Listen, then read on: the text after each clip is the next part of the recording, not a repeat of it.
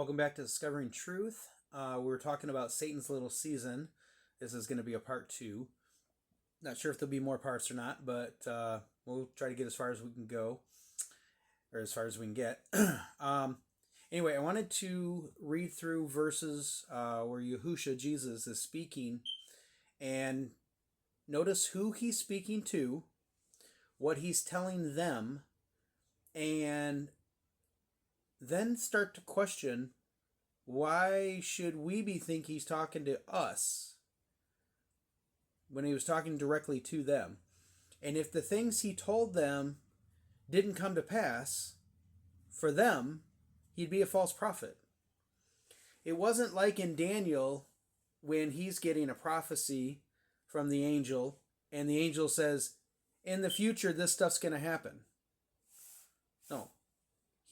He didn't tell Daniel this stuff's going to happen to you. He told him it was going to be in the future. Yahushua Jesus is not telling these people that this is what's going to happen in the future. He's saying this is what's going to happen to you because he's saying it to them. So notice the time words, notice who he's talking to. Audience is everything. You got to know your audience.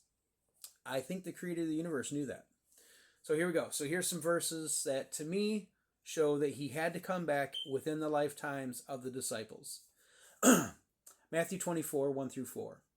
And going out, Yahushua went away from the set-apart place, the temple, and his taught ones, disciples, came near to point out to him the buildings of the set-apart place. And Yahushua said to them, do you not see all these? Truly I say to you, not one stone shall be left here upon another at all, which shall not be thrown down. And as he sat on the Mount of Olives, the taught ones came to him separately, saying, say to us, when shall this be? And what is the sign of your coming and of the end of the age? So most people have accepted and known that the disciples were looking for a king to come in and get rid of Rome. This is what he's asking about. When's this going to happen? This is what the disciples are asking him. Let's see. And Yahushua said to them, I lost my place. And Yahushua answering said to them, take heed that no one leads you astray. And then go down to verse 6, Matthew 24, 6. And you shall begin to hear of fightings and reports of fightings, wars, rumors of wars. See that you are not troubled, for these have to take place, but the end is not yet. Here's another thing. If these warnings are for us and not for them, we've seen wars and rumors of wars for centuries. So if I'm going to use an example, so say I'm telling somebody how to get someplace, and I'm going, oh, you're going to see this oak tree. Well, on the way to that place, there's 17, 18 different oak trees. How are they going to know which one I'm talking about? I would use a specific thing that would make them understand what I'm talking about. I would say, oh, the big oak tree that's got the red ribbon tied around it. That's what he's doing here. If he's telling us, oh, the end times is going to come when you hear of wars and rumors of wars. What, World War I, World War II, the Korean War, Vietnam? Which one was it? It's not a sign if it happens all the time. Kind of like I've heard the saying, if everybody cries everything is racism, there's no more racism. You got to call things out for what they are, and that's what Yahushua's doing here. He's saying to them, now, mind you, at this point, Rome has ruled for how long? Quite a while. Maybe, I don't know exactly how long, but I'm guessing hundreds of years at this point. So if they've ruled for all this period, then to all of a sudden hear of wars and rumors of wars, that's gonna be something different to them, isn't it? But for us, we hear of war all the time. I've got a T-shirt that my brother gave me, and it's got all of the American wars. And when you look on the back, there's like 20 years that America hasn't been at war. It's ridiculous. So that can't be a sign for us. It's got to be a sign for them, especially because he's talking directly to them. All right. Matthew 24:9. Then they shall deliver you up to affliction and kill you, and you shall be hated by all nations for my name's sake. He's talking to his disciples and telling them exactly what's going to happen to them, not some people in the future. Matthew 24:14 through 20. And this good news of the reign shall be proclaimed in all the world as a witness to all the nations, and then the end shall come.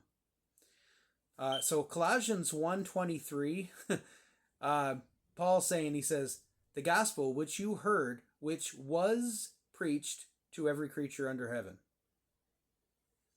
So, was it preached already? Did it get to the whole world? Paul says so. All right, back to Matthew 24. So when you see the abomination that lies waste, spoken of by the prophet Daniel, set up in the set-apart place, the temple, he who reads, let him understand. Then let those who are in Judea flee to the mountains, and let him who is on the housetop, he's talking about specific people, not come down to take whatever out of his house, and let him who is in the field not turn back to get his garments. And woe to those who are pregnant and to those who are nursing children in those days. And pray that your flight does not take place in winter or on the Sabbath. So he's talking about what happened in 70 AD. So the people he's talking to, they said, hey, what's going to be the sign of your coming? How are we going to know when you're going to take over command? He says, oh, by the way, you're going to hear of wars and rumors of wars. And then when you see the temple destroyed and the abomination of desolation set up in the temple that Daniel spoke of, that's when it's going to happen. They seen that in 70 AD. So why are we to assume that, oh, no, that he wasn't talking about that one. He's talking about another one 2,000 years in the future of a temple we haven't built yet. He said, hey, this is going to happen. When it happens, I'm returning. And then it happened. So either he's a liar or we need to take him at his word. Matthew 24:23. If anyone then says to you, to the disciples, look, here's the Messiah, or there, do not believe. 25 through 26. See, I have forewarned you. If they say to you, look, he is in the desert, do not go out. Or look, he is in the inner rooms, do not believe. There's going to be false Christs and Messiahs, okay, that were also going to come. And he's telling them, don't believe any of that. Because if you remember, when he did ascend into heaven, and the two men in white, or angels, showed up, he said, the same Christ is going to come back in the same way. So he's saying, don't believe all these other people that are saying I'm over here, or over there, or over here doing this. I'm coming back in the clouds. Matthew 24:25 through 26. See, I have forewarned you. I'm sorry, I already read that. So Matthew 24:33 and 34. So you also, when you see all these, know that he is near at the doors. Truly I say to you, this generation shall by no means pass away until all this takes place. He's telling them that you guys are still going to be here when I return. Matthew 24:42. Watch therefore, for you do not know what hour your master is coming. If he's not showing up for 2,000 years, why is he warning them to be watchful? That doesn't make any sense at all. In fact, that's just mean and rude. Matthew 24:44. Because of this, be ready too, for the Son of Adam is coming at an hour when you do not expect him. All of these verses in Matthew 24, he's talking to the disciples about when he's going to return, and it's going to be in their lifetime after the destruction of the temple. I don't know any other way to read this now. If you can come up with something else, please drop it in the comments. Let me know. If I'm wrong, I just want to be right. I just want the truth. So if I'm wrong, please share it with me. Let me know. I'm going to go on with part 3 with other verses. So with that, give me a like, put something in the comments, subscribe, and share this video. Have a blessed day.